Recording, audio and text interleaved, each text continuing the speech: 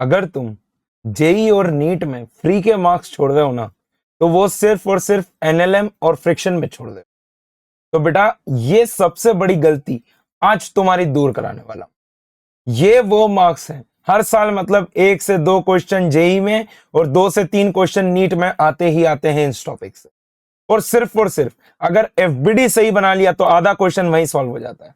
तो आज ये आपके फ्री के मार्क्स छोड़ने की जगह उनको क्लैरिफाई करेंगे और उनको गेन करेंगे। तो hello students, welcome to digital Pathshala channel. मैं हूं आपका सुमानी सर बच्चों और मैं आप लोगों के लिए लेके आया हूं एनएलएम और फ्रिक्शन के मात्र 20 क्वेश्चन, जिनको आप थोरोली रिवाइज करोगे तो आपका ये टॉपिक भी 100% कवर हो जाएगा। ठीक है, तो बेटा बिल्कुल भी डरना नहीं है, स्टार्ट करना है। ठीक है, रिवीजन को अच्छे से स्टार्ट करना है, अच्छे से प्लान करना है। तो देखो स्टार्ट करते हैं पहले क्वेश्चन के साथ। A ball of mass 0.2 kg is thrown vertically upwards by applying a force by hand. If the hand moves by 0.2 meter while applying the force and the ball goes up to 2 meter height further, find the magnitude of the force. Take g equal to 10 meter per second square. देखो बेटा, जब ball को throw कर रहे हैं, तो भाई ball कितने हाइट तक जा रही है? 2 मीटर तक। तो भाई वी स्क्वायर इक्वल टू हम लिख सकते हैं यू स्क्वायर प्लस 2s। अभी पिछली क्लास में ही आपको रिवाइज करवाया था, वो कॉन्सेप्ट को ही रिवीजन के तौर पे पहला क्वेश्चन डाला है। तो भाई आप देखो ध्यान से, वी स्क्वायर बराबर इनिशियल वेलोसिटी 0 क्योंकि बॉल हाथ में से छूटेगी, माइनस में 2 इंटू में 10 इंटू में, ठीक है बेटा, फाइनल वेलोसिटी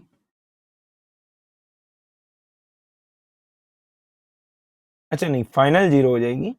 जब हाथ में से छूटी तब उसकी वेलोसिटी v है, इसको आप u ले लेंगे, इसको 0 ही ले लो ना यार, इसको 0 ही ले लो। तो यहां पर से देखो v स्क्वायर बराबर कितना आ रहा है? 40। v स्क्वायर कितना आ रहा है बेटा? 40। अब आप समझो ये वेलोसिटी उसको मिली कहां से? भाई हाथ गया होगा नीचे ऐसा फेंकने के लिए। आपने देखा है ना, अपन अगर फेंकते हैं तो अपन पहले हाथ को पीछे लेके जाते हैं और फिर फेंकते हैं। तो भाई आप समझो वी स्क्वायर बराबर यू स्क्वायर प्लस में 2s, मैंने बोला हाथ ने एक एक्सेलरेशन दिया होगा। ठीक है, वी स्क्वायर कितना आया? 40, इनिशियल वेलोसिटी 0 प्लस में 2 इंटू ए, हमको वैल्यू नहीं पता, एस की वैल्यू पता है कितना? 0.2 मीटर नीचे जाता है। तो ए बराबर कितना आ रहा है बेटा हमारे पास? 40 अपॉन में 0.4। तो अगर मैं यहां पर से सॉल्व करूंगा तो फोर्स एक्सेलरेशन कितना दिया होगा हाथ ने? 100 मीटर पर सेकेंड। अब मुझे पता है फोर्स इज इक्वल टू होता है मास इनटू एक्सेलरेशन। क्या लेकिन इससे आंसर आ जाएगा? नहीं, बिल्कुल नहीं आएगा। अगर आपने सोचा कि भाई F is equal to M A लिख दूंगा, आपने लगा दिया 20, यह हो गया गलत, बिग नो। ठीक है, क्यों बेटा? आप समझना ध्यान। नाउ यही बताने के लिए मैंने आपको ये वीडियो लेके आया हूं। एमजी नीचे लग रहा है, आपने बॉल के ऊपर फोर्स लगाया ऊपर की तरफ, तो भाई ये देखो ध्यान से, F माइनस एम जी बराबर क्या बनेगा? M A. आया नहीं आया समझ में? भाई बॉल तो ऊपर जा रही है ना ए एक्सेलरेशन से, तो F हमको चाहिए, मास कितना है? 0.2 kg, जी की वैल्यू है 10, that is equal to 0.2 into में हो गया 100। तो यहां पर से देखो F माइनस 2 बराबर हो गया 20, तो F की वैल्यू कितनी आ गई बेटा? 22 न्यूटन। ओ हो, अब हुआ ना सही? आया नहीं आया? भाई तुम तो 20 लगा दोगे और तुम अपने आप को खुश समझ रहे हो, बोले अरे वाह एक सिंपल सा क्वेश्चन आया था मैंने सही कर दिया। बेटा यही मिस्टेक होती है और यही मिस्टेक को पकड़ने के लिए मैं आज आपको ये पूरा सिखाने वाला हूं। तो वीडियो को लास्ट तक जरूर देखना बेटा, बहुत अच्छे क्वेश्चन, इंटरेस्टिंग क्वेश्चन फ्रिक्शन के ऊपर भी लेके आया हूं। ठीक है, तो ये हुआ इसका आंसर डी। अगला क्वेश्चन देखते हैं। Two trains A and B are running in the same direction on parallel tracks such that A is faster than B. If packets of equal weight are exchanged between the two, then A will be retarded but B will be accelerated. A will be accelerated but B will be retarded. There will not be any change in the velocity of A but B will be accelerated. There will not be any change in the velocity of B but A will be accelerated. अब ये question मैंने क्यों लेके आया बेटा? It can be used as an very important question for the assertion reason बेटा। ये JEE के लिए बहुत ज्यादा इंपॉर्टेंट हो जाएगा क्योंकि कंसेप्चुअल क्वेश्चन है। आप समझो कि एक एसी ट्रेन जा रही है और एक इधर ट्रेन जा रही है, बट हमको बोल रखा है कि ये वीए है और ये वीबी है, और हमको क्या दिया हुआ है बेटा कि वीए इज ग्रेटर देन वीबी। अब आपने बोला कि एम मास इसमें से उठाया और एम मास इसमें से उठाया। अब ये वाले मास को मैं इधर भेज दूंगा और ये वाले मास को मैं इधर भेज दूंगा। आया नहीं आया? ट्रेन का मास मान लो एम ले लेते हैं, दोनों ट्रेन का मास एम है। ठीक है बेटा, देखना Newton second law of motion बोलता है F is equal to dp by dt। अब अगर कोई एक्सटर्नल फोर्स नहीं है तो मैं बोल दूंगा F net equal to 0, we can write P initial is equal to the P final. ठीक है बेटा, अब आप देखो every action has an equal and opposite reaction, that is the third part. अब आप देखो ये मास जब हवा में आ जाएगा तो ये मास की वेलोसिटी कितनी है va। अब इसको इस पे पहुंचा दिया और इस वाले मास को हटा दिया तो भाई m प्लस मतलब आप समझो यहां पर से, तो m इंटू में vb प्लस में स्मॉल m इंटू में va, that is equal to m plus m into में v डैश, vb डैश लिख देते हैं। तो vb डैश बराबर कितना आ रहा है बेटा, mvb प्लस में, sorry this is capital M vb plus में स्मॉल m va अपॉन में m प्लस m। ठीक है बेटा, अब देखो यहां पर इनिशियली जब ये मास इसमें था तो हम लिख देंगे mva प्लस में small m vb that is equal to m plus m into में va डैश, ऐसा हो जाएगा। तो va डैश बराबर क्या हो रहा है बेटा, m va प्लस में small m vb upon m plus m। अब आप देखो vb dash will be greater than vb, क्यों? क्योंकि यहां पर कौन एडअप हो रहा है बेटा, va एडअप हो रहा है, और va dash will be less than va। क्यों बेटा? क्योंकि यहां पर vb ऐड हो रहा है। आप समझो जब इनिशियली इसका चल रहा था तो इसका मोमेंटम था ये, बट अब जो मोमेंटम आ रहा है वो चेंज हो जा रहा है। समझ में आया? तो मोमेंटम डिक्रीजेस, तो मोमेंटम अगर डिक्रीज हुआ तो इसके ऊपर क्या लगा, रिटार्डेशन। तो भैया हम क्या बोलेंगे, A will be retarded and the B will be accelerated. तो हमारे पास करेक्ट ऑप्शन क्या आ रहा है बेटा, option A will be the correct choice. ठीक है, अगला क्वेश्चन देखते हैं। A bullet is fired from a gun. The force on the bullet is given by F is equals to 600 minus 2 into 10 to the power 5 T, where F is in Newton and T is in second. The force on the bullet becomes zero as soon as it leaves the barrel. What is the average impulse imparted to the bullet? Okay.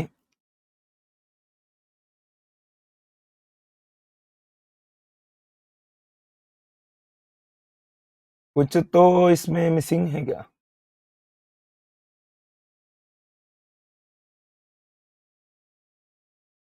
Missing नहीं है, पहले तो हमको force force zero करना पड़ेगा। तो भैया force zero होने में कितना समय लगेगा, दैट इज 600 माइनस 2 इंटू 10 की power 5 T must be equal to zero. तो टी बराबर क्या बनेगा, 300 इंटू 10 की पावर माइनस 5 सेकेंड्स। इतनी देर में बुलेट बाहर हो जाएगी। तो टी बराबर कितना आ रहा है बेटा मेरे पास, 0.03। यही आ रहा है ना, क्या आ रहा है यार, देख लेते मेरा कैलकुलेशन का मिस्टेक देख लेना भाई। 3 इंटू 10 की पावर माइनस 3, तो टी बराबर कितना होना, 0.003 सेकेंड। ओके, अब आप समझो भाई, मैंने लिखा इंपल्स बराबर इंटीग्रेशन एफ डी टी। ठीक है बेटा, एफ डॉट डी टी। तो भाई इंपल्स बराबर क्या बन रहा है आपके पास, 0 से लेके 0.003 सेकेंड तक आपको ये लगाना है।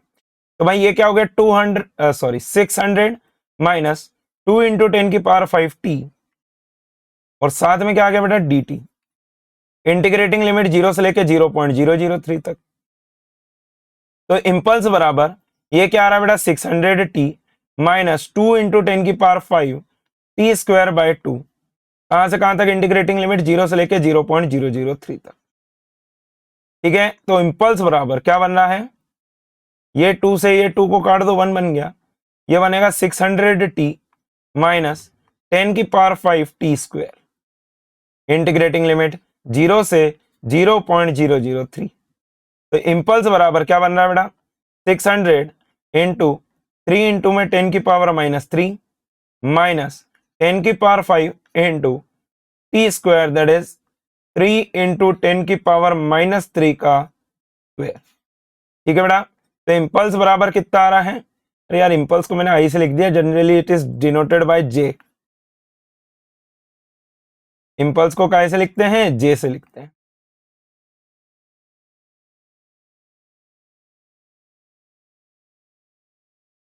तो यहां पर से देखो ये कितना आ रहा है बेटा, 18, 1.8 लिख लो। अरे 1.8 हो जाएगा ना, सॉल्विंग कर लिया मैंने। माइनस ये कितना आ रहा है, 9 इंटू 10 की पावर -1 -6 इंटू 5 -1 बच जाएगा। तो जे बराबर कितना बन रहा है बेटा, 1.8 माइनस 0.9। तो भाई जे बराबर कितना बन रहा है, 0.9 न्यूटन सेकेंड, 0.9 न्यूटन सेकेंड। तो the correct answer to this question is option C is correct. ठीक है बेटा, अगले सवाल की ओर चलते हैं। Two bodies of equal masses are connected by a light inextensible string passing over a smooth frictionless pulley. The amount of mass that should be transferred from one to the another so that both the masses move 50 meter in 5 seconds. अब आप देखो question पहले तो समझना जरूरी है, what is the question. तो बेटा आप समझो, इस तरीके से आपने दो मासेस को लटका रखे, इसका भी मास m है और इसका भी मास कितना बेटा m है। मैंने बोला दोनों का एक्सेलरेशन क्या होगा, पहले तो वो निकाल लेते हैं। तो भाई s इज इक्वल टू होता है ut plus half a t square. अब ये तो दिया नहीं कि भाई इनिशियल वेलोसिटी कितनी, 0 लेंगे, 50 मीटर चलाना है, दैट इज इक्वल टू 1/2। ए की वैल्यू निकालनी है हमको, टी स्क्वायर, टी कितना आ जाएगा बेटा 5 का स्क्वायर। ओके, तो 50 बराबर 1/2 इंटू में ए इंटू में हो गया 25। तो ए की वैल्यू कितनी आ गई बेटा 4 मीटर पर second square.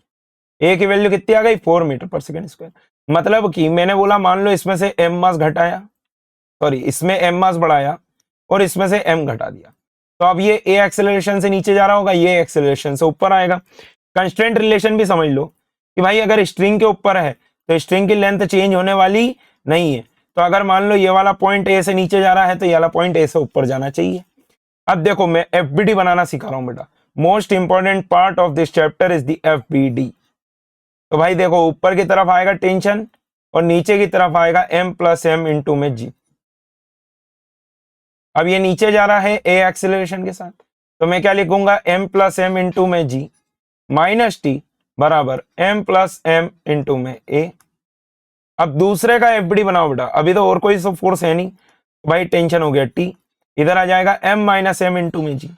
Now it is going upward with an acceleration है, तो what I can write that is t minus m minus M into में जी,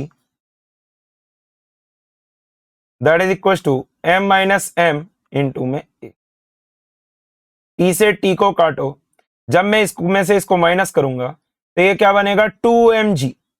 कितना आ रहा है बेटा मेरे पास 2mg, that will be equal to m 2m into A. Okay, तो यहां पर से देखो capital M sorry small M by capital M is equal to A by g, A is 4g is 10। तो भाई हमको क्या बोला है, the amount of mass that should be transferred from one to another so that both the masses move 50 metre. तो भाई m by m की वैल्यू कितनी आ रही है 0.4। ओके, तो भाई स्मॉल m कितना आ रहा है 0.4 टाइम्स ऑफ कैपिटल M। तो अगर मेरे से बोला जाए तो कितना परसेंटेज हो गया बेटा 40% of the mass must be shifted. आया समझ में ध्यान से, बढ़िया क्वेश्चन था, we can mark it as an important question. ठीक है बेटा, आ सकता है, बिल्कुल अच्छे से ध्यान से समझेंगे। अगला क्वेश्चन देखते हैं। A man slides down a rope whose breaking strength is eta times his weight। अच्छा, what should be his maximum acceleration so that the rope does not break। अब आधे बच्चों को तो ये क्वेश्चन पढ़ने के बाद समझ नहीं आता, ठीक है, तो मैं तुमको एक बेस्ट एग्जांपल देता हूं। भाई तुमने देखा होगा मूवीज में, ये इंसान ऐसा रस्सी पे वो अपन कौन सी मूवी की बात कर लेते हैं, धूम की, जिसमें क्या नाम है यार उसका, आमिर खान इस तरीके से लटक के गिर रहा उस पे से, ठीक है, एक हाथ से लटक के गिरता है ना। अब समझना, मैं अगर आमिर खान का एफबीडी बनाता हूं बेटा, देखना ध्यान से जरा, ऊपर की तरफ आ रहा होगा टेंशन, नीचे की तरफ क्या आ रहा होगा, एमजी। क्या और कोई सा फोर्स है क्या? नहीं। अब आप ध्यान से सुनना, ही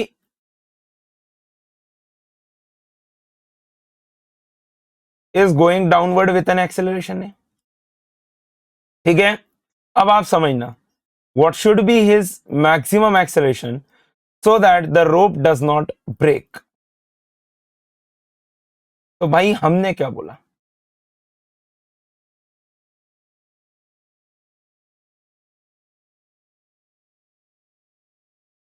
भाई ये आपको दे रखा है ईटा टाइम्स mg, ठीक है। अब आप देखना ध्यान से, मैं लिखूंगा बड़ा फोर्स नीचे की तरफ जा रहा है माइनस छोटा force, that is tension, that is equal to the mass into acceleration. अब देखना ये क्या बना, mg minus eta times of mg, that is equal to M. M से एम काट दो तो ए बराबर कितना आ रहा है बेटा, जी इंटू में 1 माइनस ईटा, ओके, जी इंटू में कितना आ रहा है बेटा, 1 माइनस ईटा। तो the correct answer is option A. Simple simple question करा रहा हूं, बस समझने की बात है बेटा, क्वेश्चन आपको समझ में आना चाहिए, क्वेश्चन समझ में आएगा तो आपसे काम बनेगा। अगला क्वेश्चन देखते हैं, a satellite in a force free space swifts out stationary interplanetary dust at a rate dm by dt is equal to alpha v, okay, where m is the mass and v is the velocity of the satellite and alpha is the constant, the deceleration of the satellite is। तो बेटा देखो dm by dt मतलब that can be written as the force that is equal to alpha v। भाई छोड़ो, चलो रुको, और थोड़ा सा दिमाग वाली बात, भाई f बराबर क्या लिखते हैं, dp by dt लिखते हो, f बराबर क्या लिखते हो, dp by dt। अब F बराबर dp बाई dt में इसको आप क्या लिख सकते हो, mass into velocity by dt। तो भाई F बराबर क्या हो जाएगा, v as it is dm by dt, ठीक है, या फिर plus m dv by dt, yes और no. Now dm by dt उनने दे दिया, अब फोर्स फ्री स्पेस है तो ये तो जीरो हो गया, dm बाई dt उनने कितना दिया बेटा, अल्फा v, प्लस में m कैपिटल M है, dv by dt is nothing but the acceleration. तो यहां पर देखो बेटा एम ए बराबर क्या बन रहा है, माइनस का alpha V square. Very good question बेटा, वेरी गुड क्वेश्चन। तो ए बराबर क्या बन रहा है आपके पास, माइनस का alpha V square by capital M, okay. हालांकि उनने रिटार्डेशन डीएसेलरेशन ही पूछा है तो माइनस साइन नहीं आना चाहिए था, बट अगर कोई ऑप्शन मैच नहीं कर रहा तो बेटा मेरे हिसाब से ऐसी गलती तो तुम भी नहीं करोगे कि तुम आंसर ही मार्क नहीं करो। तो इसका करेक्ट आंसर क्या लगा देंगे, ऑप्शन बी। अगला क्वेश्चन देखते हैं, a spring balance is attached to the ceiling of a lift, a man hangs his bag on the string and the balance reads 49 Newton when the lift is stationary. If the lift moves downward with an acceleration of 5 meter per second square, the reading of the spring balance would be। बेटा ये important क्यों हो जाता है, क्योंकि JEE advance 2025 में इसका एक क्वेश्चन आया था, मैंने डाल रखा है वीडियो जो 90 सेकंड में सॉल्व करा था बेटा मैंने जेई एडवांस का क्वेश्चन, तो उसको भी ध्यान से देखना और ये रिलेट करना। तो अब आप ध्यान से देखो कि मान लो ये एक लिफ्ट है,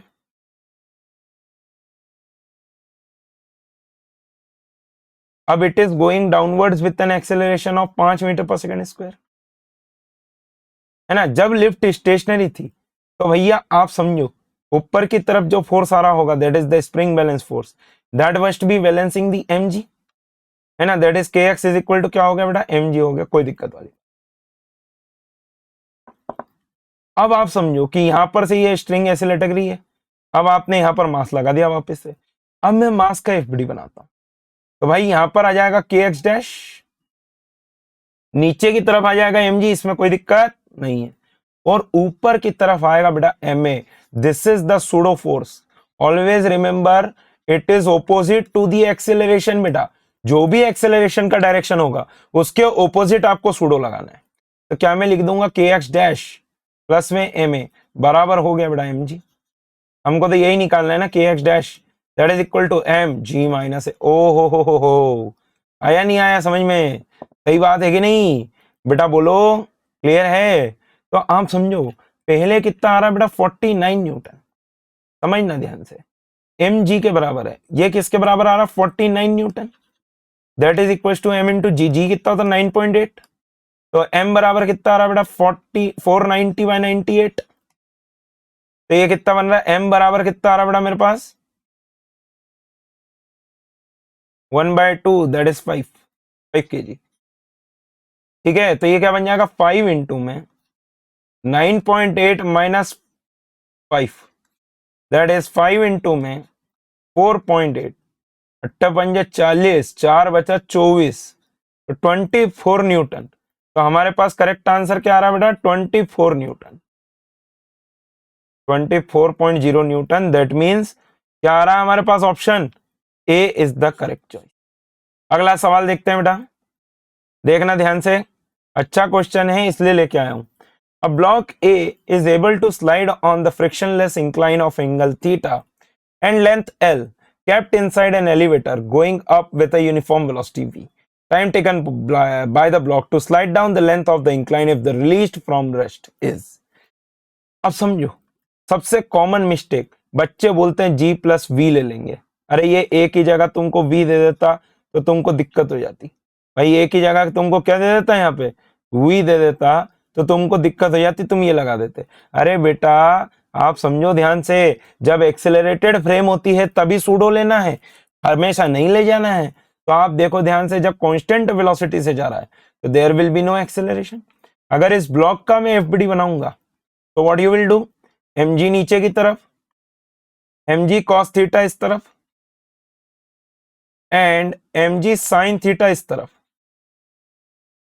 ठीक है बेटा, अब देखो ये नीचे जा रहा होगा कुछ एक ए एक्सेलरेशन के साथ, तो भाई मैं लिख सकता हूं mg sin theta minus opposition में कोई फोर्स है क्या, नहीं, that is equal to ma। तो a बराबर कितना आ रहा बेटा g sin थीटा। अब आपसे पूछा क्या कि भाई पहुंचने में कितनी देर लगेगी, तो भाई l है इंक्लाइन की लेंथ, तो हाफ ए टी स्क्वायर बराबर s displacement that is half g sine theta into में टी स्क्वायर बराबर क्या आ जाएगा एल।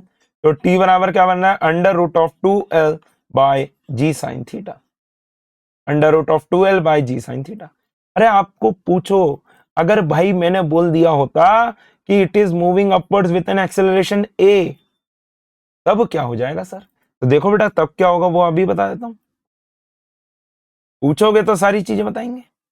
देखो ध्यान से जरा, ये अगर ब्लॉक है इंक्लाइन के ऊपर ही ले लेते हैं, तो नीचे की तरफ इसका नेट फोर्स बन जाएगा M G plus A due to the pseudo. तो इस तरफ कितना आ जाएगा G plus A sine theta and इस तरफ आ जाएगा, तो time will be √2l by G plus A sine theta, that's it. अरे बोलो समझ में आया नहीं आया? ठीक है बेटा आगे चलते हैं, अभी के लिए तो इस क्वेश्चन का आंसर क्या हो रहा है डायरेक्टली देखते हैं, तो √2l by g sine theta that is option C. अगला सवाल देखो, a 40 kg slab rests on a frictionless floor, a 10 kg block rests on the top of the slab. The static coefficients of friction between the block and the slab is 0.60 while the kinetic coefficient is 0.40. अच्छा ठीक है, the 10 kg block is acted upon by a horizontal force of 100 Newton. If g equals to 9.8 meter per second square, the resultant acceleration of the slab will be. तो देखो बेटा आप समझो, सबसे पहले आपको यहां पर समझना क्या है कि भाई कौन से ब्लॉक को फ्रिक्शन चलाएगा। ठीक है 1 मिनट रुकेंगे, हाँ, तो देखो बेटा कौन से ब्लॉक को फ्रिक्शन चलाएगा, आपको सबसे पहले तो ये समझना जरूरी है। जैसा कि मैं आपको एक शॉर्ट एग्जांपल दिखाता हूं कि ये मेरा मोबाइल है, मैं तो किसको मूव कर रहा हूं, हाथ को मूव कर रहा हूं, बट मोबाइल क्यों मूव कर पा रहा है, क्योंकि इसको फ्रिक्शन चला रहा है।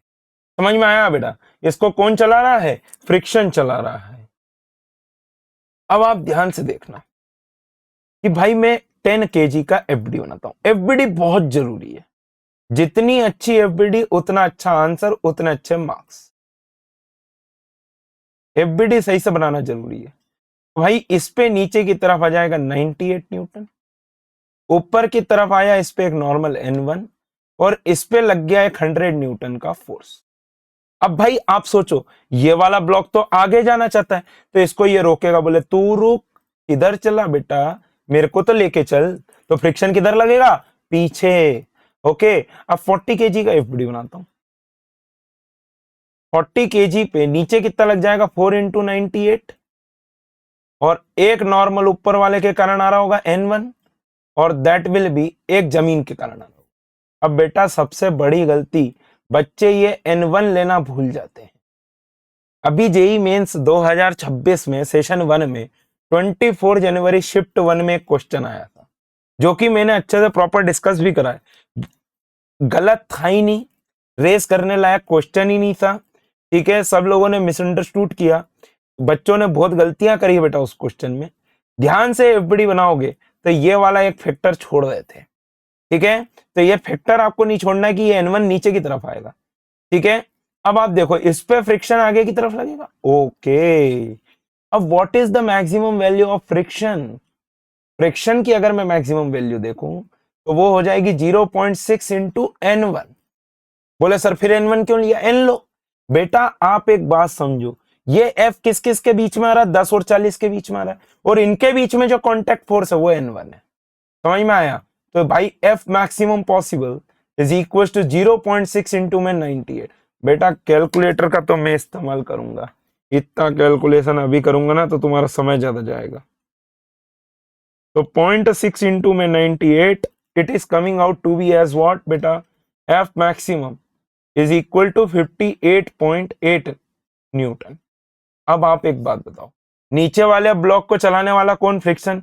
तो मैंने बोला कि भाई मैक्सिमम एक्सेलरेशन देखते हैं, तो भाई मैक्सिमम एक्सेलरेशन ऑफ 40 केजी बराबर क्या हो जाएगा? 40 into a maximum, that is equal to the friction, that is 58.8। तो इसको डिवाइड कर दो 40 से, कितना आ रहा है बेटा? ए maximum possible is 1.47 metre per second square. कब होता? अगर मैक्सिमम फ्रिक्शन लगेगा स्टैटिक कंडीशन, मतलब कि दोनों ब्लॉक कैसे चल रहे हैं? साथ साथ। तू चल में आया वाला मीटर है, समझ में आया? तू चल में आया वाला मीटर है। लेकिन अभी आप गड़बड़ को समझ, अगर मैं 100 केजी के लिए दोनों को कंबाइंड ब्लॉक ले तो भाई 50 केजी का मास हो गया, 100 न्यूटन का फोर्स लगाया, एक्सेलरेशन राइट नाउ कितना आ रहा है? 100 बराबर 50 है, तो ए बराबर कितना आ रहा है बेटा? 2 मीटर पर सेकंड स्क्वायर। अगर ए ग्रेटर देन होगा ए मैक्सिमम से, तो ये कैसे चलेंगे? अलग अलग। बोले तू निकल, मैं आया बाद में। आया नहीं आया समझ में? है ना? तो ये गलती बिल्कुल नहीं करना है। अब आप समझो, स्लैब का आपको एक्सेलरेशन निकाल, तो बेटा अब आप बताओ स्लैब के ऊपर कौन सा लगेगा? काइनेटिक लगेगा या स्टैटिक फ्रिक्शन लगेगा? ये मैंने आपको केस बताया स्टैटिक फ्रिक्शन का। यही तो फंडा गलत हो जाता है, बच्चे यही गलती करते हैं। क्या तुमने भी गलती कर दी? तुम्हारा भी आंसर आया होगा 1.47, तुमने लगाया ऑप्शन बी और तुमने बोला जय हो हमारा क्वेश्चन सही। गलत। अरे यही तो तुम्हारा क्वेश्चन गलत हो गया, समझे नहीं समझे? यहां पर कौन सा फ्रिक्शन लगेगा? काइनेटिक। कौन सा फ्रिक्शन आएगा? Kinetic friction. इसलिए लेके आया हूं बेटा, तुम्हारी गलती बताने के लिए ये सेशन लेके आया हूं। जितने अच्छे से देखोगे उतने अच्छे तुम्हारे नंबर आएंगे। तो अब कौन सा फ्रिक्शन लगेगा इनके बीच में? Kinetic friction. तो वो क्या होता है? म्यू के इंटू N1। भाई N1 कितना था? 98। तो एफ के कितना आ जाएगा? म्यू के कितना है? 0.4 इंटू में 98। तो भाई एफ के बराबर 40 into A of 40 kg, that is equal to 0.4 into में 98। आया नहीं आया समझ में? समझ में आया बेटा? तो यहां पर से देखो, इसको सॉल्व कर लेता हूं। 9.8 इंटू में 40 डिवाइडेड बाय, अरे सॉरी, 9.8 इंटू में 0.4 डिवाइडेड बाय 40। तो ये सॉल्व करते हैं तो ये आ रहा है 0.98, so that is the acceleration of 40 kg block is 0.98 metre per second square. बहुत ही बढ़िया क्वेश्चन। मैक्सिमम स्टूडेंट्स का ये गलत हो जाएगा, वो 1.47 लगा देंगे और उनको लगेगा कि उनका आंसर आ गया, दैट इज कंप्लीटली रॉन्ग। समझ में आया? अगर आपसे पूछा जाए कि 10 kg का एक्सेलरेशन बताओ, तो 10 kg पे फोर्स आ रहा 100 न्यूटन आगे की तरफ, एफ के आएगा इस पे पीछे की तरफ, तो भाई हम क्या लिखेंगे 100 माइनस एफ के बराबर कितना हो जाएगा बेटा 10 A10, that is the acceleration of 10 kg block. तो A10 बराबर कितना आ रहा है 100 माइनस 0.4 इंटू में 98, ठीक है 10, तो ये A10 बराबर कितना बन रहा है बेटा 0.4 इंटू में 98 माइनस 100 कर लेते हैं, डिवाइडेड बाई 10 कर लेते हैं, तो इसका आ रहा है बेटा 6.08 मीटर पर सेकंड स्क्वायर, जो कि आपको दिया हुआ था एक ऑप्शन में। तो ऐसी गड़बड़ नहीं करना है, करेक्ट आंसर क्या आएगा ऑप्शन ए। ठीक है, आगे चलते हैं। तो देखो बेटा मेरा काम थोड़ा सा देखो, मतलब तुम भी समझ पा रहे होगे कि मैं काफी ज्यादा एफर्ट लगा के पढ़ा रहा हूँ तुमको। ठीक है, गलती पकड़ना बेटा मेरा काम है। ठीक है, ये ऐसी गलतियां बिल्कुल नहीं करना है तुमको। तुम मेरे वीडियो देख रहे हो इसलिए मैं तुमको ये अच्छे से समझा रहा हूँ, और इसी तरीके से सारे चैप्टर्स का लेके आऊंगा बेटा, गलतियां बिल्कुल नहीं होनी चाहिए। ठीक है, जब आपका रिजल्ट आएगा ना, आप कमेंट में लिखोगे तो मेरे को बहुत अच्छा लगेगा। समझ में आया? What is the maximum value of force F such that the block as shown in the arrangement does not move. तो भाई यहां पर ध्यान से देखो,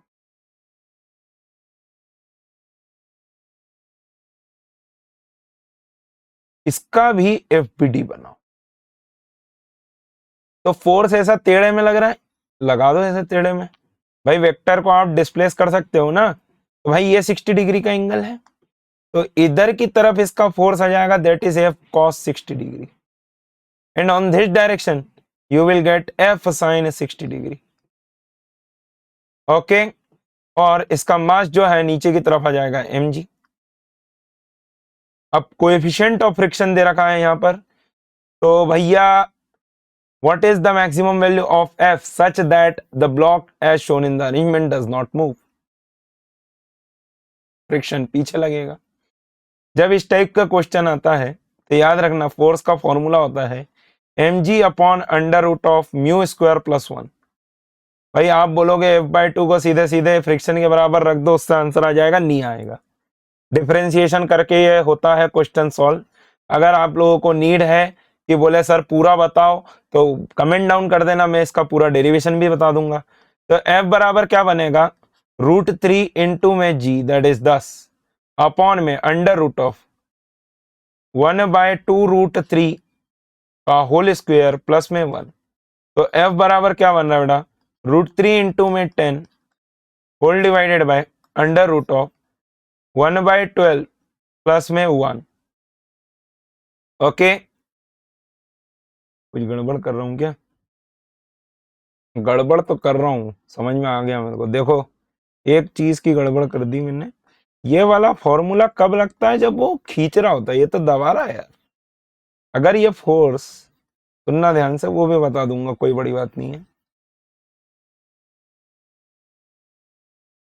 अगर ये फोर्स ऐसा लग रहा होता, ठीक है, अगर ये फोर्स ऐसा लग रहा होता तब ये फॉर्मूला लगता, अभी तो सिंपली लगेगा। तो भैया मैंने बोला f cos 60 degree must be equal to less than और इक्वल टू म्यू एन। ठीक है, एन आ जाएगा ऊपर की तरफ। अब एन किसके बराबर है, दैट इज mg प्लस में f साइन 60 डिग्री,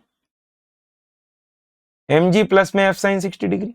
यहां पर रखो f cos 60 degree that is f/2 less than और इक्वल टू म्यू की वैल्यू 1/2 अंडर रूट 3 mg कितना है √3 इंटू में 10 प्लस में f इंटू में √3/2। ठीक है बेटा, इक्विलिटी का साइन हटा दो, f/2 that is equal to, अंदर मल्टीप्लाई कर दो तो √3 से √3 कट जाएगा, ये बनेगा 5 प्लस में √3 से √3 काटा, ये बनेगा f/4। तो ये f/4 बराबर कितना है बेटा 5। अभी तो सही कर रहा हूं कि अभी भी गलत कर रहा हूं?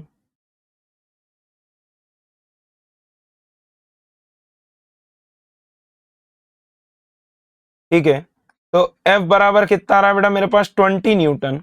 तो F की वैल्यू कितनी होनी चाहिए? 20 से छोटी होनी चाहिए। ठीक है, what is the maximum value of force F such that the block as shown in the arrangement does not move? तो भैया कितनी आ रही है हमारे पास? 20 न्यूटन। ठीक है, अगला सवाल देखते हैं। A block of mass 10 kg is placed at a distance of 5 meter from the rear end of a long trolley as shown in the figure. The coefficient of friction between the block and the surface below is 0.2. Starting from rest, the trolley is given an uniform acceleration of 3 meter per second square. At what distance from the starting point will the block fall off the trolley? Take g equal to 10 meter per second square. अब आप एक बात समझो कि भाई कुल मिला के इसको तो यूनिफॉर्म एक्सेलरेशन दे रखा है, बट ट्रॉली के ऊपर कौन लगेगा? फ्रिक्शन। तो भैया F इस पे इस तरफ आएगा, that is the pseudo force. अगर मैं डायरेक्ट रिलेटिव सॉल्व करना चाहूं, नहीं करना चाहता हूं, मैं बेसिक से बताऊंगा कि भाई आप देखो ये वाली ब्लॉक आगे, इसको आगे लेके जाने के लिए कौन है? सिर्फ और सिर्फ फ्रिक्शन है। तो फ्रिक्शन इस पे मैक्सिमम कितना लगेगा? समझना ध्यान से। फ्रिक्शन इस पे मैक्सिमम लगेगा कि भाई अगर मैं ब्लॉक का एफडी बनाता हूं तो ऊपर आ जाएगा एक नॉर्मल, नीचे आ जाएगा कितना? 100। 10 ही केजी है ना, हाँ, तो 100 आ गया। तो भाई friction maximum is equal to क्या हो जाएगा? 0.2 इंटू में 100। तो भाई फ्रिक्शन मैक्सिमम बराबर कितना आ रहा है हमारे पास? 20 न्यूटन। ठीक है, तो भैया acceleration maximum of the block is equal to कितना बन रहा है मेरे पास? 20। तो A acceleration maximum that is equal to 2 metre पर सेकेंड। अब आप समझो ध्यान से, एम की वैल्यू 10 डाल दी है, समझ लेना ये थोड़ा सा। ट्रॉली मूव कर रही है 3 से। ट्रॉली कितने से मूव कर रही है? 3 से। ब्लॉक कितने से आगे जा रहा है? 2 से। ओहो, क्या एक रिलेटिव एक्सेलरेशन दिख गया? हाँ कि ना? रिलेटिव एक्सेलरेशन कितना आया बेटा? माइनस का 1 मीटर पर सेकेंड स्क्वायर है। डिस्प्लेसमेंट कितना करना है? माइनस का 5। आया नहीं आया समझ में? तो -5 बराबर माइनस का हाफ इंटू में 1 इंटू में टी स्क्वायर। तो भैया टी स्क्वायर बराबर कितना बन गया?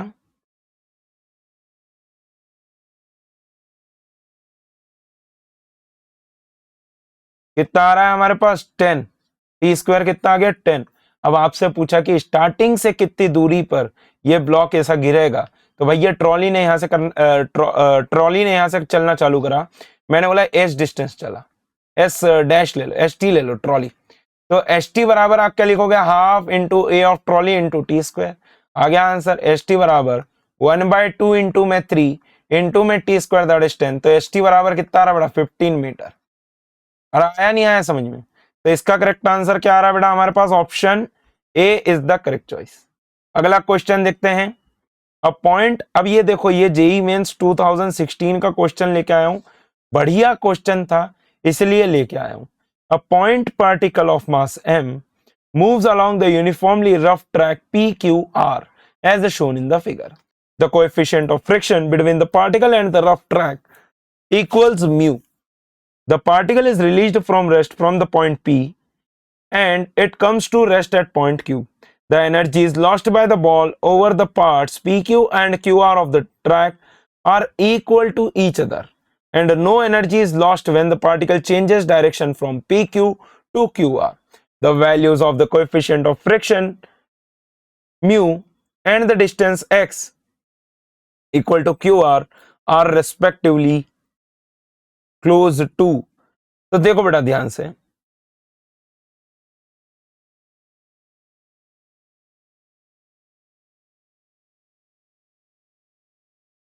ये क्वेश्चन थोड़ा सा मतलब यहां पर गलत डल गया। वर्क पावर एनर्जी का क्वेश्चन है, मैंने यहाँ डाल दिया। मैंने दूसरा क्वेश्चन सोच के डाला था यहाँ पे, वाला क्वेश्चन नहीं है ये।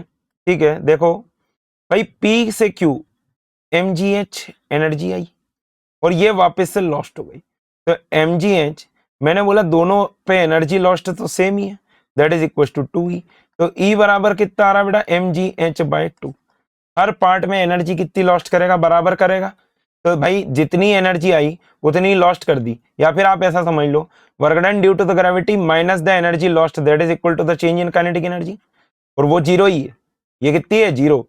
तो भैया यहाँ पर से आप देखो E बराबर कितना बना, mgh/2। अब आप समझो यहां पर से यहां तक चल रहा है, Q से लेके R तक, मैंने बोला x डिस्टेंस चल रहा है। तो भैया यहाँ पर जो वर्क डन होगा वो सिर्फ और सिर्फ किसके कारण आ रहा है, फ्रिक्शन के कारण। That is mu mgx is equal to mgh/2। mg से mg काट दो, तो म्यू इंटू एक्स बराबर h/2 हो गया हमारे पास, है ना। अब आप समझना ध्यान से,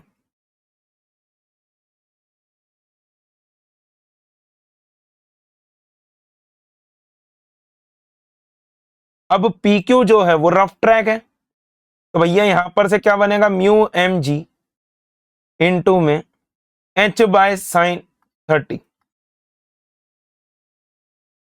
that means equals to mgh/2। समझ में आया क्या। और अगर ये लिख दिया तो तुमने गलत कर दिया।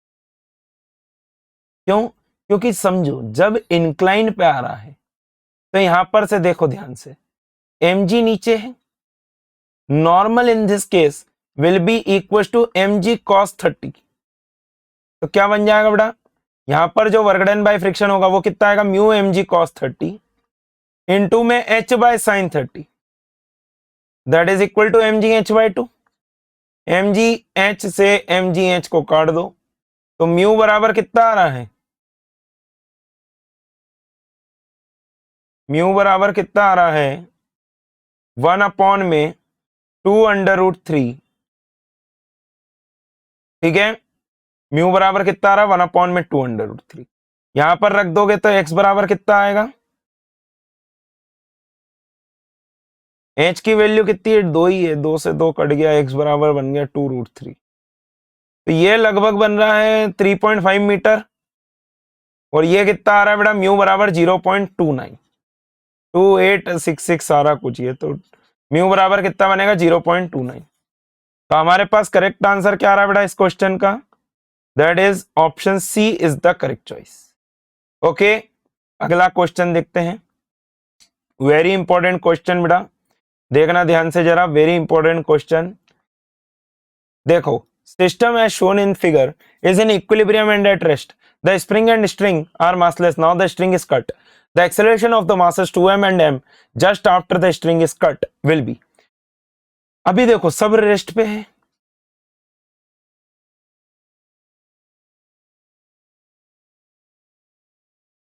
तो भैया आप समझना, ये 2m का एफबीडी बनाओ,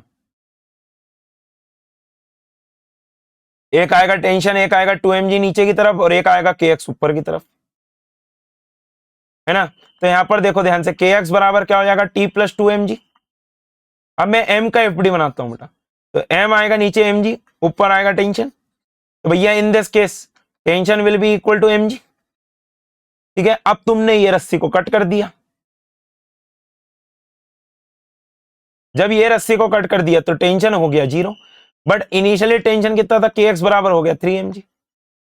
अब तुम देखो ध्यान, जब ये का टेंशन 0 हो गया, तो अगर मैं इसका एफबीडी बनाता हूं तो इस पे सिर्फ लगेगा mg, तो भाई ये नीचे जा रहेगा, लेट से इसको बोल दिया मैंने ब्लॉक 1, तो ma1 बराबर हो गया mg, m से m को काट दो तो a1 बराबर कितना आ गया, g। ओ हो, आया नहीं आया।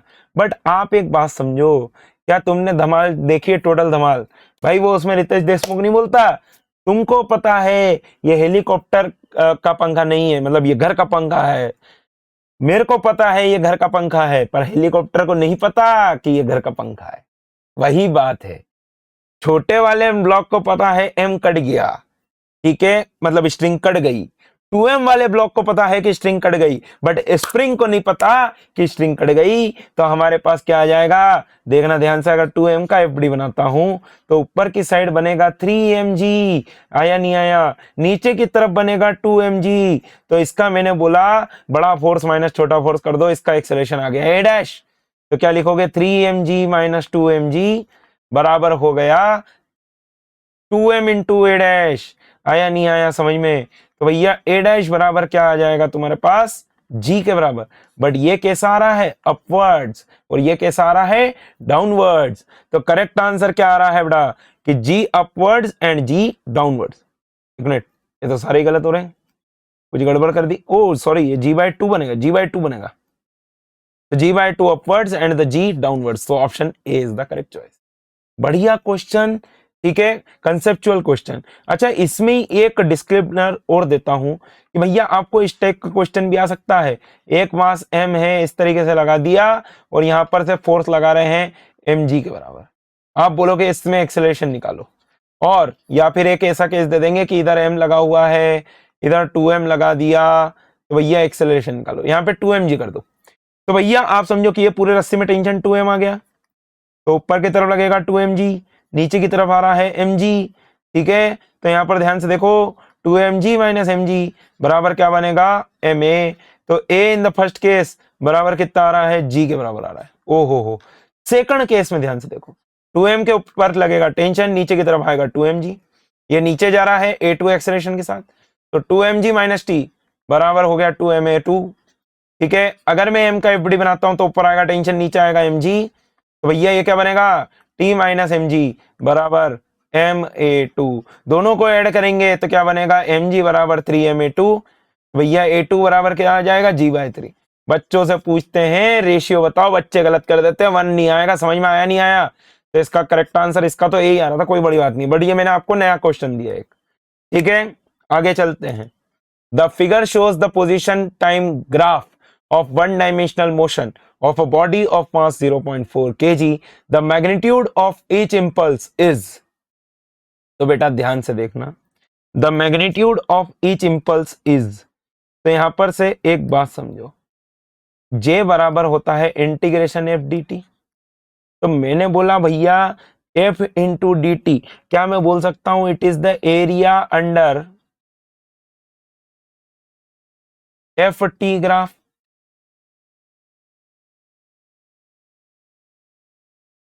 ठीक है। अब आप समझो, पर यहां पर तो एक्स टी ग्राफ दिया हुआ है। अगर एक्स टी ग्राफ ऐसा है तो ध्यान से समझना, एक्स टी ग्राफ ऐसा है तो मैं वी टी ग्राफ बना सकता हूं। तो भैया आप देखना, अगर ऐसा है तो क्या वेलोसिटी कांस्टेंट है, ठीक है।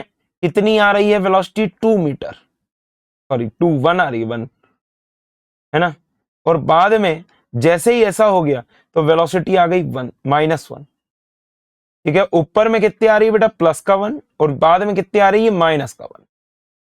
तो भैया आप एक बात समझाओ कि भैया इंपल्स जो होता है, क्या मैं बोल सकता हूं delta M we.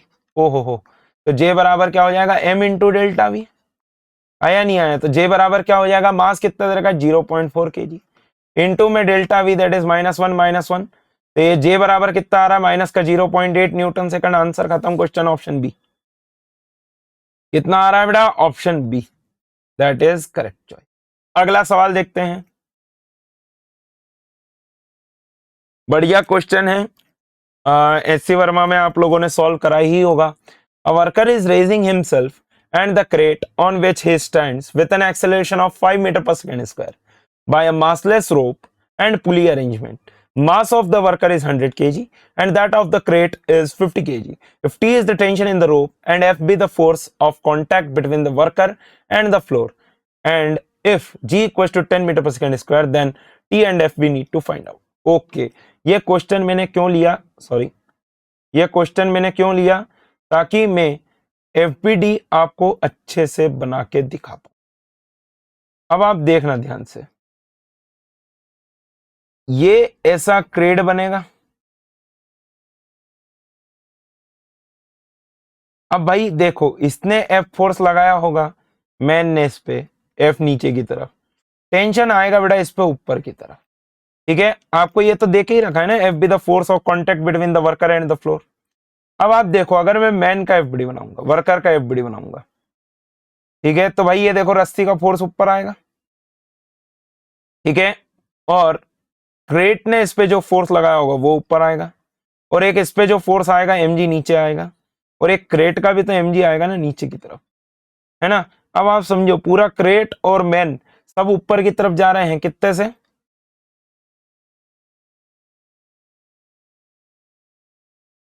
A acceleration के साथ ऊपर जा रहे हैं, दैट इज 5 मीटर पर सेकेंड स्क्वायर। ठीक है, ये मैन भी ऊपर जा रहा है 5 मीटर पर सेकेंड स्क्वायर से। तो मैं क्या लिख सकता हूं, F plus T minus small M, कितना है बेटा? Mass of the worker is 100 kg, 100 into G, that is equal to 100 into A. Okay, और इसके लिए लिखूंगा तो क्या लिखूंगा, T minus M G plus F, that is equal to what, capital M into A, that is 50 into A. ठीक है बेटा, अब आप ध्यान से देखो,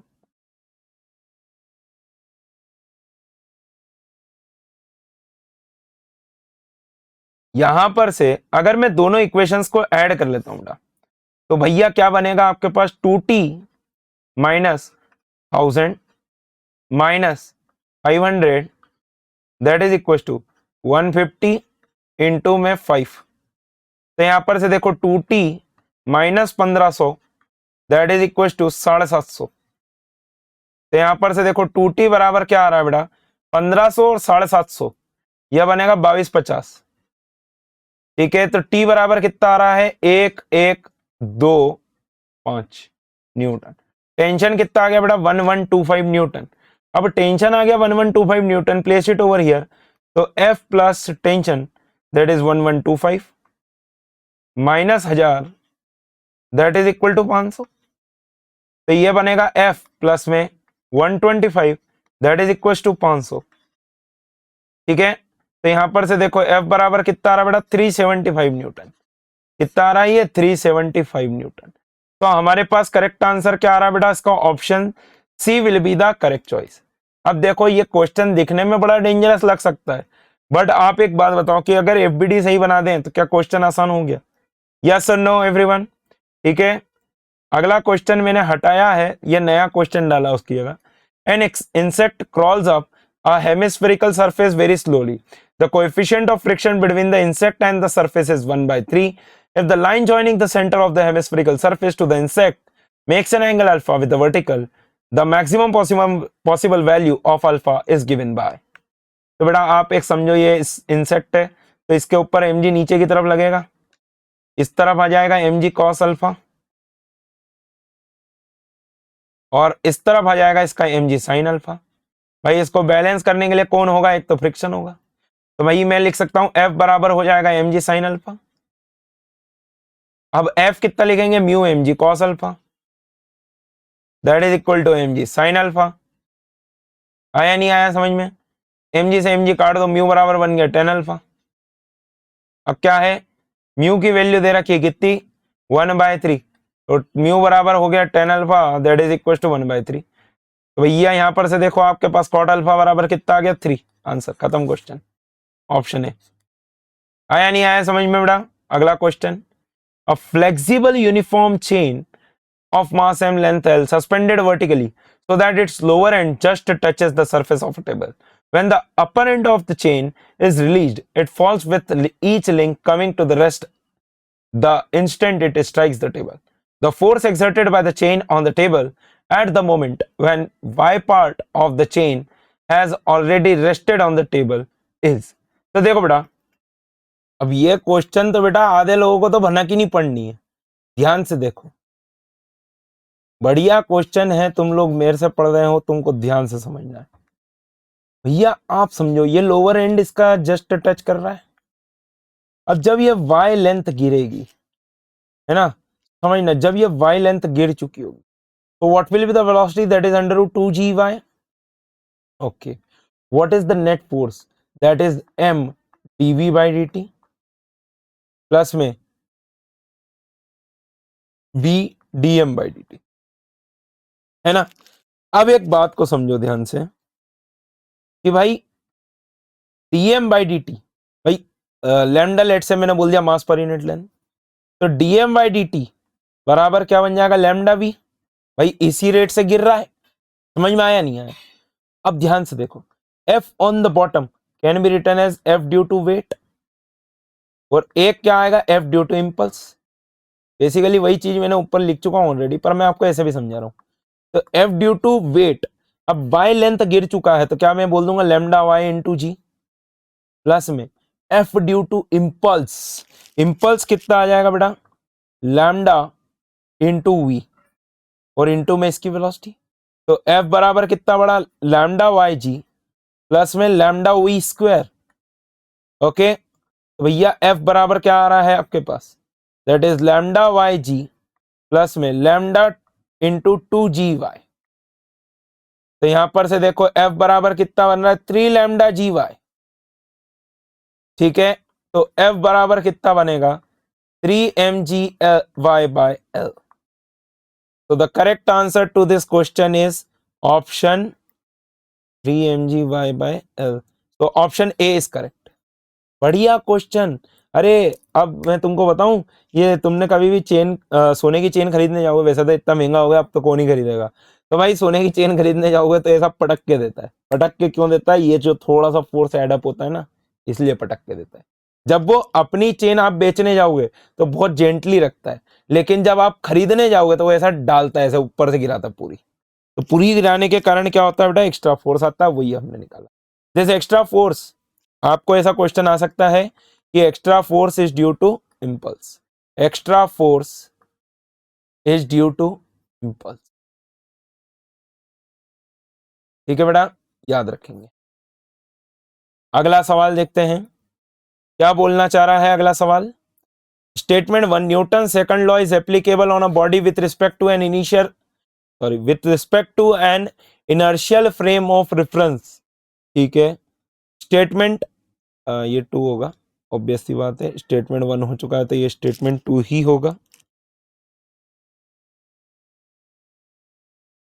In order to apply Newton's second law on a body observed from a non-inertial frame of reference, we apply line pseudo force and imaginary force.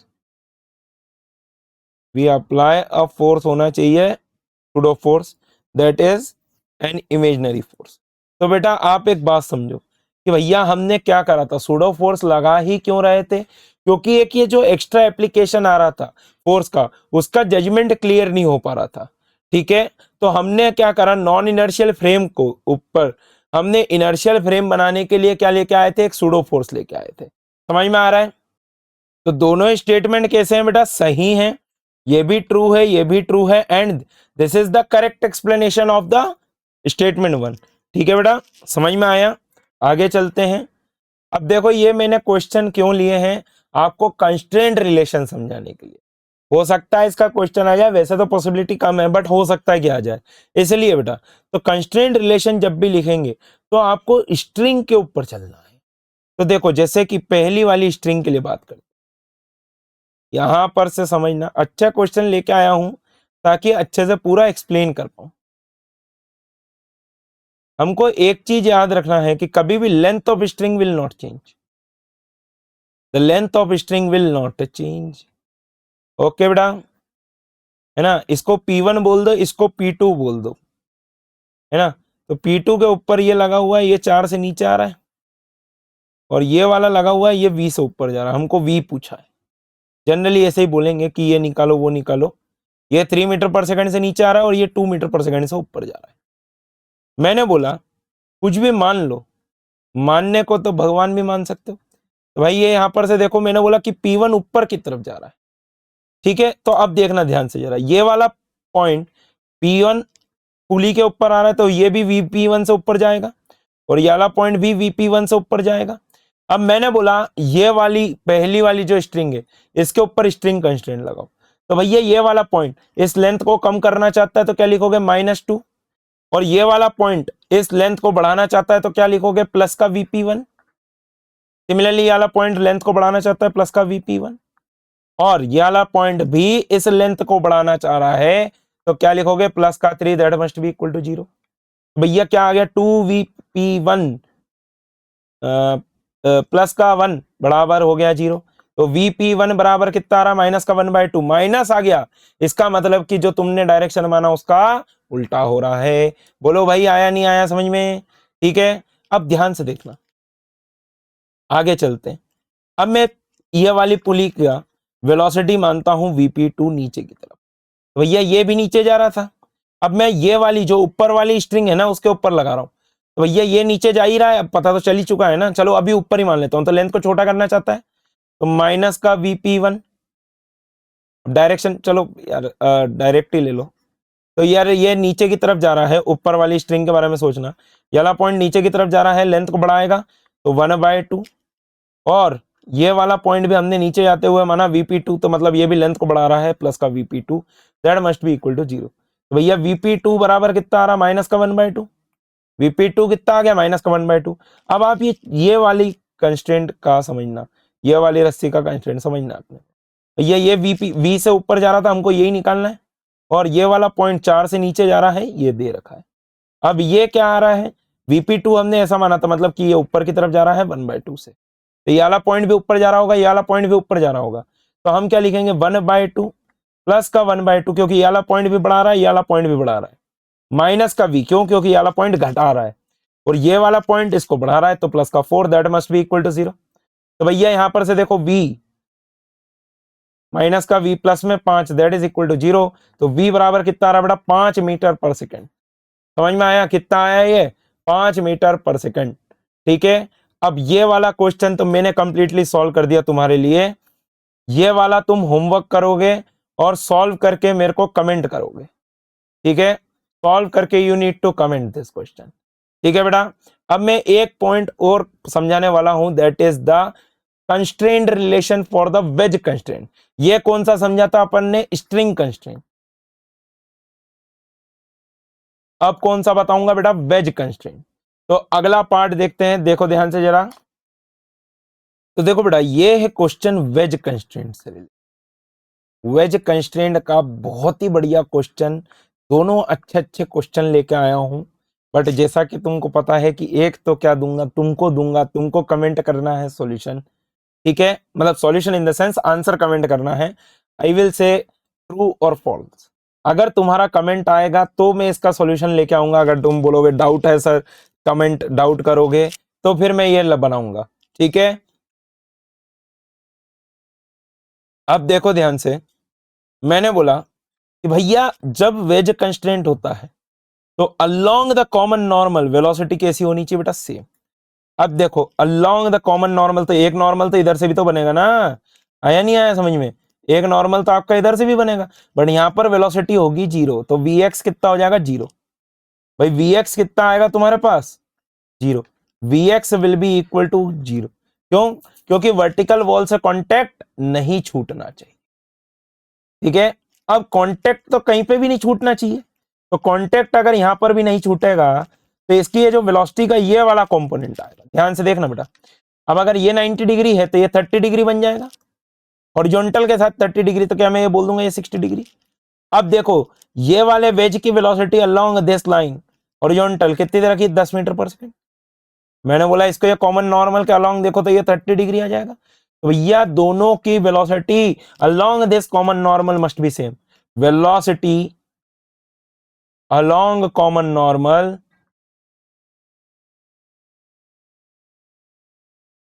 Must be same, must be same.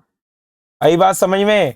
अब ध्यान से देखो, मैंने बोला 10 cos 30 degree that must be equal to, क्या लिख दोगे, V cos 60 degree. समझ में आया, तो यहां पर से देखो क्या बन जाएगा, 10 इंटू में √3/2 that is equal to V into में 1/2। भैया यहां पर से देखो V बराबर कितना आ गया, 10√3 मीटर पर सेकेंड। ठीक है, ठीक है बेटा, तो सेकंड वाला क्वेश्चन तो क्या है, you have to solve and comment down the answer. ठीक है, अगर आप लोगों ने बोला डाउट कमेंट करा तो इसका अगले वीडियो में इसका सॉल्यूशन लेके आऊंगा। ठीक है बेटा, तो that's all from my side, so thank you everyone for watching digital पाठशाला। और मैं बेटा बोल रहा हूं, अगर इतना इतना अच्छे से करोगे तो पक्का तुम्हारे ये गलतियां सुधर जाएंगी। और आज के कितने क्वेश्चन तुमसे हो पाए कमेंट डाउन करो। आई होप कि आपको ये मजा आ रहा होगा, मजा आ रहा है तो बेटा कमेंट डाउन जरूर करना। ठीक है, so thank you so much everyone, bye bye, take care, thank you.